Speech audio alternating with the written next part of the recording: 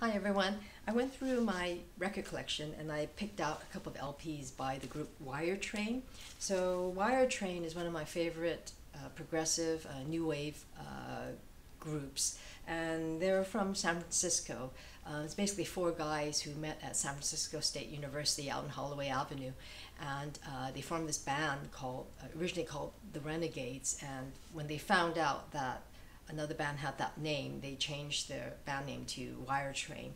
So Wire Train sent their demo tapes to university, college radio stations, and also to like Live 105.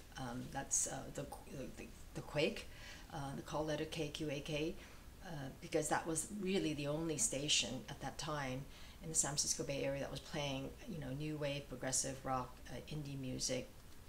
So this album was released in 1983. It was produced by David Kahn, who subsequently went on to become a really successful producer for big names like New Order, Paul McCartney, and so forth. So this LP, 1983, was a big hit, and you might have heard of the song, but it's called Chamber of Hellos, and it has the most amazing guitar intro for that song, the riff.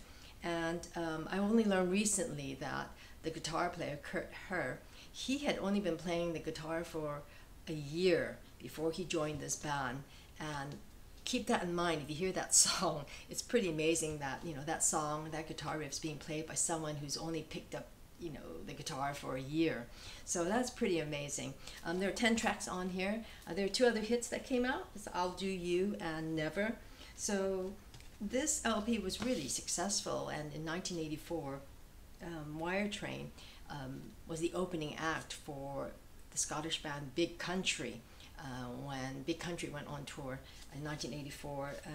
That same year, Wire Train also appeared on American BANDSTAND, which is the pretty mainstream American music show on one of the networks in the US. And it was also that same year that the Irish band U2, its lead singer Bono, he said this was his favorite album of the year for 1984. So as you can imagine, that's quite a testimonial. So this is a pretty amazing album. All the songs are great, but three standout ones really: Chamber of Hellos, I'll Do You, Never. I saw them actually perform live at a club called the I-Beam, and the I-Beam was located on Haight Street in the Haight-Ashbury district. And it's pretty incredible when you're there and you're pretty close to when where they're performing and you're hearing it live, and it's a pretty amazing experience.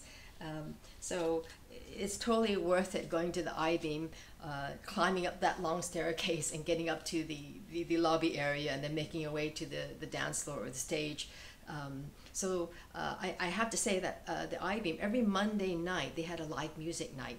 So it was a great place, a great venue to see local bands perform. And it was just really fun. So the I-Beam was really kind of like the platform for a lot of people to be able to discover and appreciate and see local bands like Wire Train. I ended up having two copies. This copy I actually bought online. It still has the shrink wrap on there. It's a UK issue, and it was I guess selling at the time for £5.99. And I actually had the original issue back in 1983, but what happened was that album got lost along with my record collection. So as you do, if you have a lot of records, you kind of forget what's in your collection. So I ended up going to a record shop, and when I saw this, I bought it because I couldn't remember if I had it, so I did. But anyhow, this LP I bought from a local record shop, and it's actually the US issue. So it's okay. I'm still winning. I've got two copies, so that's all right. And both were in great condition. So 2 years later, they came out with a second album called Between Two Worlds. And the big hit from here is called The Last Perfect Thing. It's got 10 tracks on here. I think it's okay. It just seemed a bit more, it sounded more produced to me compared with their first LP. The first LP was just really, it just seemed a bit more raw, more real. This one's a little bit more produced. They headed out to Vienna, Austria to record this, and you're probably wondering, why did they, why did a band have to travel to Europe to record their album?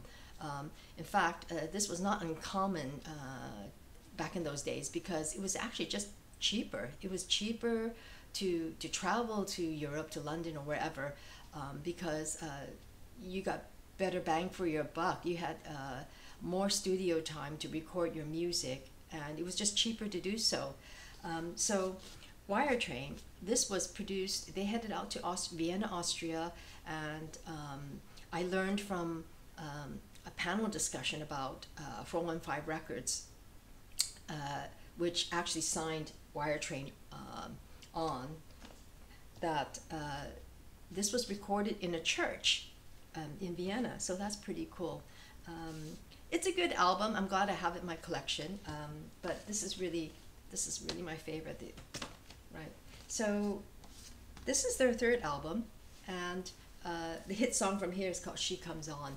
So Wire Train traveled to London to record this, and for the reasons I just mentioned earlier, it was just cheaper to do it. And I got this copy online as well, shrink wrapped with the hype sticker. So I was just really lucky. Just really happy to see the vinyl was in good condition. So when they recorded this, it was released 1987, and then they traveled, they did a Europe tour, and then they kind of disappeared or just went quiet for 2 years. Oh, by the way, I should say that the song She Comes On was banned by the BBC. So I guess maybe the BBC found the lyrics a bit offensive. Who knows? That was just kind of interesting. I was kind of surprised that their debut album, they didn't have any kind of like liner note or lyrics on the inner sleeve. It was just a plain white cover. Yeah, like that. Just plain white.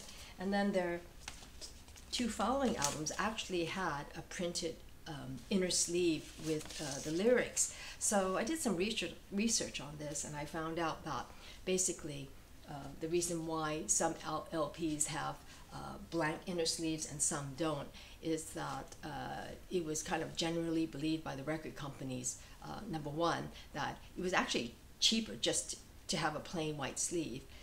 So it was more cost effective. But number two, that the record companies actually worried that if they provided the lyrics on the inner sleeve, that would actually deter people from buying sheet music. So they were worried that they would lose that income stream. If they provided the lyrics, then no one would buy the sheet music. So it's kind of like they were worried buyers would think, well, if they're getting the milk for free, why would they buy the cow, right?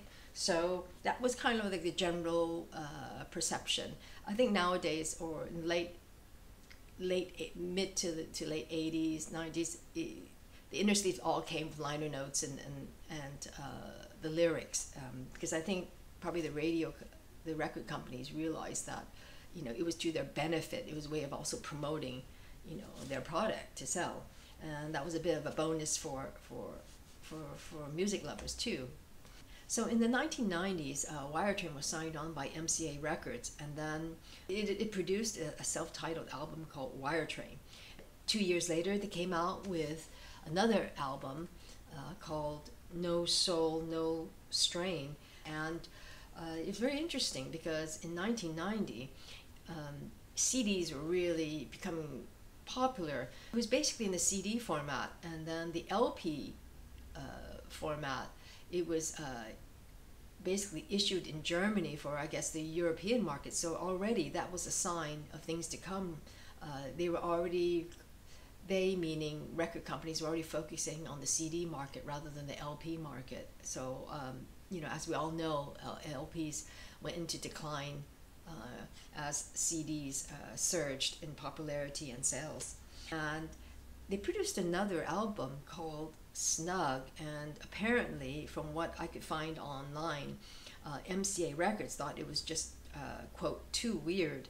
And after that, the band split up, which was really sad. So in 2003, VH1, they kicked off something called Bands Reunited, and the idea was that bands that had broken up, they would get them to reform and play again. So the first episode featured Wire Train. So they managed, VH1 managed to approach all of the original band members and convince them to get together to perform again. So it's a really interesting episode. I caught that online. It's on YouTube, so you can watch that. I'll provide the link below for you to make it easier. So that was really good. And then in 2009, Snug, the album that they couldn't get released by MCA Records, it finally saw the light of day in the digital format. So that's 17 years later. So it wasn't too late. So I hope you found this interesting. Wire Train, it's a great band, and if you can, there are lots of videos on YouTube, and you can still get their albums, their CDs online. So they're still accessible in that sense. You can also stream their music, so which is really cool. So I think with the movie Stranger Things, playing a lot of 80s music, 80s music is becoming really popular. I mean, even more to a new generation of listeners. So that's really exciting. So I hope you enjoyed this chat.